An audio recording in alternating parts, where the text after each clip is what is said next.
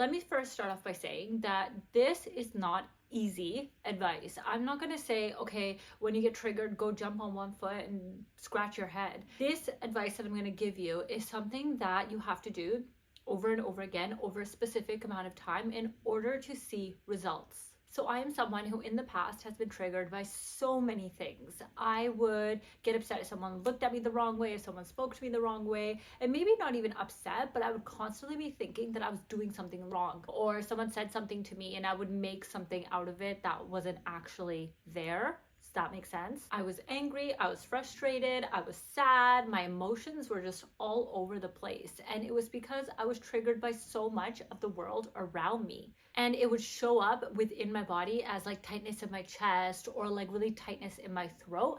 These two areas would just get so tight and it would get painful. After my daughter was born, I started noticing these things. I have postpartum anxiety, which I actually want to do another video on because I think it's so important to talk about. But after my daughter was born, all of this was magnified. And it was only about a year after she was born that I realized what was happening and I was able to take action to really figure this out and figure out why I was feeling so triggered all the time. As I really started noticing these things about me and noticing that I would get triggered in situations that didn't call for me to get triggered in, I started to then look at what I could do about it. So I started doing a lot of research around it. And these three things that I'm going to explain right now are what has helped me over the last year and a half to completely change how I act in situations and how I react to people who trigger me on purpose or not on purpose. And trust me, they work. They really, really work. The first thing that you need to do is get super in tune with your body.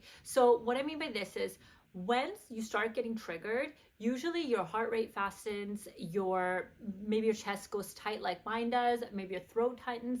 But when you start to sort of observe your body in these situations, what happens is that the more and more you do it, the more and more you'll start noticing it before you have a reaction. So if you're in a situation where you're about to be triggered, the first thing that you want to do is tune in to yourself.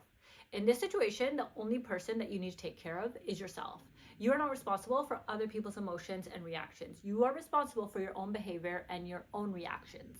Now, this is very hard to do, especially at the beginning, because your body and your mind is so used to just reacting when someone says something. But practice makes perfect. Even if you do it once out of 10 times, that is movement forward.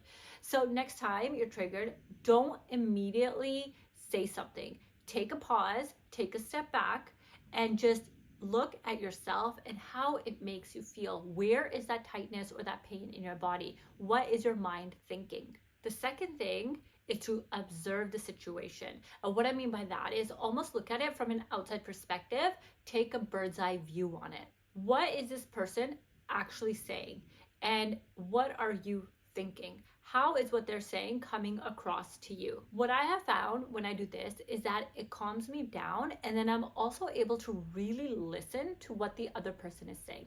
And don't get me wrong, if someone is full on attacking you, of course you have every right to stand up for yourself. But what I'm talking about is daily situations where you have your conversation with someone and maybe they're talking about something that triggers something inside of you, but you don't know where this is stemming from, and you also don't want to necessarily react a certain way when you don't know the intention behind what they're saying. And number 3, this immediately calms me down.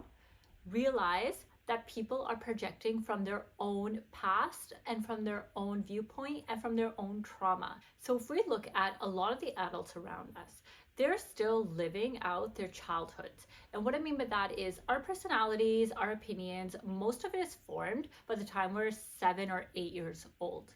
And we continue to live our experiences that we went through as children into adulthood. Now, that's not to say that it can't change, because you can, of course, change your opinion and change who you are at any time.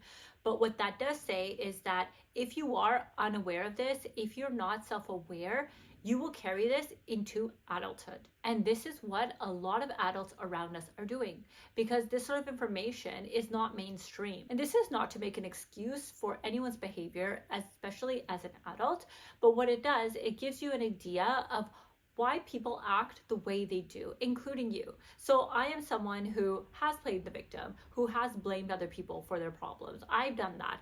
I hope that I don't do that anymore. I really try not to do that anymore. But if what I'm saying really resonates with you and that's something that you do, 100% take responsibility for your life and start observing. Start looking at the ways, at the situations where you are playing victim and where you are starting to blame other people.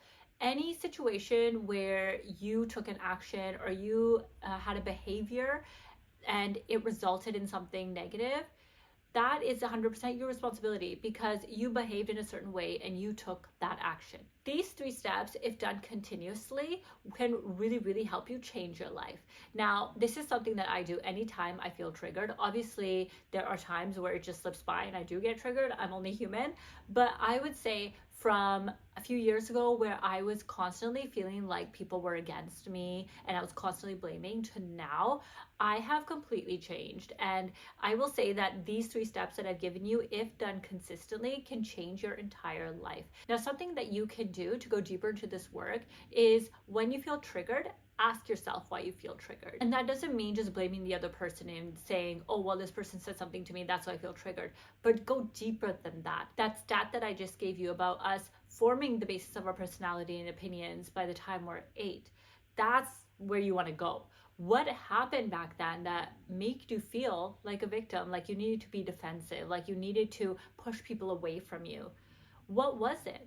What made you get triggered in that certain way? What is it about certain situations that make you feel triggered?